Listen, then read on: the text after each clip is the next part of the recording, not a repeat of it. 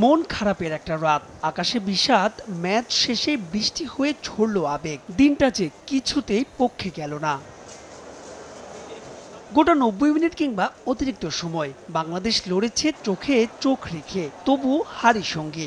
রীতিমতো যুদ্ধ করে গ্যালারিতে যারা প্রবেশ করেছেন তাদের জন্য কষ্টটা আরো বেশি। হারের যুক্তি দাঁড় করাচ্ছেন নিজেদের মতো করেই। হারতে হারতে একবার হতাশ, আমাদের গায়ের সাথে একবার লেগে গেছে। আমি সেই রাজশাহী থেকে আসছি, 12টা থেকে দাঁড়া আসি, টিকিট পাই না। সব দিক দিয়ে ঠিক আছে, কিন্তু ফিনিশিং এর অভাব ছিল।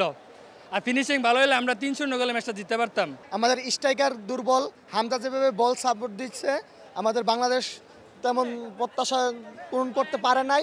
তবে নতমস্তকে নয়, সমিত, হামজা, ফাহিমরা মাঠ ছেড়েছেন মাথা উঁচু করেই। বদলে যাওয়া ফুটবলে এটাও তো কম প্রাপ্তি নয়। ফুটবলের আশা ছেড়েই দিছিলাম, ক্রিকেট দেখতাম রেগুলার আর কি।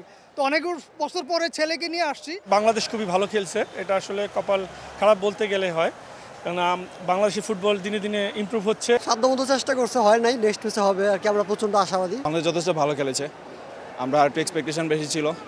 অনেক উপভোগ করছি। আজকে আমার ফার্স্ট, আমি আমার মেয়েকে নিয়ে এসেছি এবং বাংলাদেশ হারক এবং জিতক, তবে অনেক সুন্দর খেলা হয়েছে। সঙ্গে আছে খোবো কাবরেরার অদ্ভুত ফরমেশন আর রেফারির নিশ্চিত পেনাল্টি না দেয়া। সবকিছুই বিপক্ষে গেছে বাংলাদেশের। কোচ যিনি আছেন কাবেরো, ওনাকে হয়তো চেঞ্জ করা উচিত, কারণ ওনার যে ট্যাকটিক্স বা যে টেকনিক, এটা বর্তমানে যে টিম কম্বিনেশন আছে সেটা আপনার সাথে মানানসই নয়। ফুটবলের যে সুদিন, যে দিন বদলের গান, সেই রাশ এখন টেনে নেই হবে বড় চ্যালেঞ্জ। প্রতিদান দিতে হবে ফুটবলারদেরও, কারণ প্রতিদান হয় বলেই তো ভালোবাসা এতটা শক্তিশালী। কোটি সমর্থকের প্রাণের আকুতি শুনতে কি পান সংশ্লিষ্টরা? মাহবুব লিমন, সময় সংবাদ, ঢাকা।